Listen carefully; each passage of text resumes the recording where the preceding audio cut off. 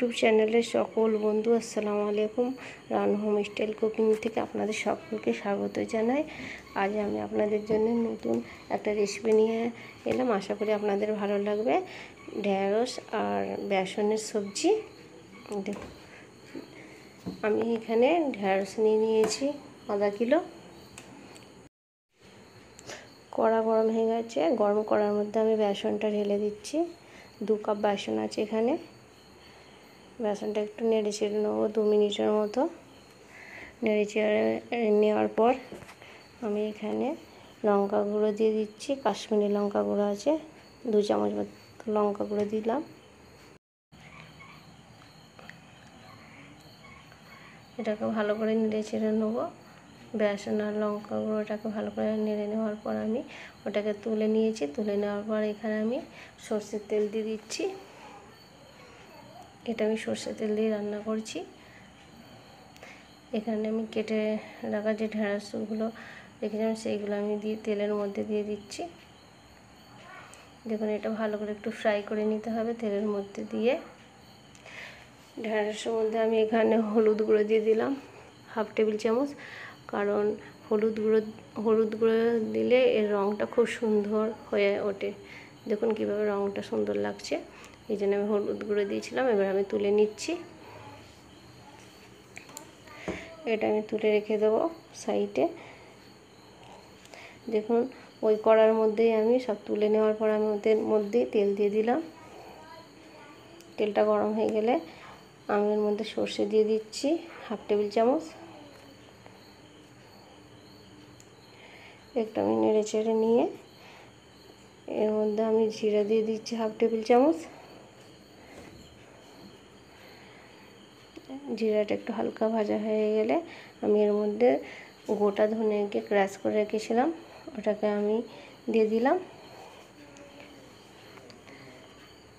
গোটা ধনে দেওয়ার পর আমি এটা ভালো করে নেড়ে ছেড়ে নেবো। নেওয়ার পর এটাকে আমি ভালো করে এবার এর মধ্যে আমি ধুয়ে রাখা আলু কেটে রেখে দিয়েছিলাম, আমি সেই আলুগুলো দিয়ে দিচ্ছি।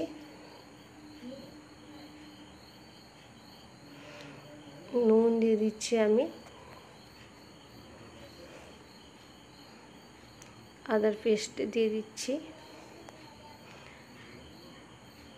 ভালো করে একটু ভেজে নেবো। আদার পেস্টে দিয়েছি, তার জন্য একটু ভেজে নিচ্ছি আমি। অল্প পরিমাণ 1/2 টেবিল চামচ হলুদ গুঁড়ো দিচ্ছি, কারণ আমি ঢেঁড়সের মধ্যে দিয়েছিলাম হলুদ গুঁড়ো, যার জন্য আমি অল্প পরিমাণ হলুদ গুঁড়ো দিলাম। এর মধ্যে আমি কাশ্মীরি লঙ্কা গুঁড়ো দিলাম 1/2 টেবিল চামচ। ভালো করে নেড়ে চেড়ে নেওয়ার পর আমি এটা ঢাকনা দিয়ে রেখে দেবো 2-3 মিনিট মতো। 3 মিনিট পর আবার খুললাম। দেখুন, এটা নেড়ে চেড়ার পর আমি এতে কাঁচামরিচ দিয়ে দেবো। যে ভেজে রাখা ঢেঁড়সটা রেখে দিয়েছিলাম সাইডে, সেটা আমি এর মধ্যে দিয়ে দেবো আলুর মধ্যে। ভেজে রাখা ঢেঁড়সটা আলুর মধ্যে দিয়ে ভালো করে একটু কষে নেবো, কারণ ঢেঁড়সটা একটু নরম করতে হবে, যার জন্য একটু ভালো করেই ওর সাথে কষে নেওয়ার পরে আমি এতে গরম মশলা দিয়ে দিচ্ছি। 1/2 টেবিল চামচ গরম মশলা দিলাম। এখানে যে বেসনটা আমি ভেজে রেখে দিয়েছিলাম লঙ্কা গুঁড়োর সাথে, সেই বেসনটা আমি দিয়ে দেব এর উপর। দেখুন, আমি বেসনটা দিয়ে দিলাম। ভালো করে এটাকে আমি নেড়ে নেব। বেসনটা দেওয়ার পর এটাকে আমি ভালো করে নেড়ে ছেড়ে নেব। নেওয়ার পর এখানে আমি এটা দিচ্ছি আমি চাট মশলা অল্প দিয়ে দিলাম 1 টেবিল চামচ। এখানে আমি লাস্টে লেবুর রস দিয়ে দিচ্ছি। এখানে আমি লেবুর রসটা ভালো করে দিয়ে দিচ্ছি। দেখুন কীভাবে ঢেঁড়সের মধ্যে লেবুর রসটা দিয়ে দিলাম। আমার ঢেঁড়স রান্না কমপ্লিট। দেখুন আমি কীভাবে দিচ্ছি, কি সুন্দর কালার এসেছে। এটি হচ্ছে রুটি দিয়ে, আপনি যে কোনো রুটি দিয়ে খেতে পারবেন। রুটির জন্য স্পেশালিস্ট এটা।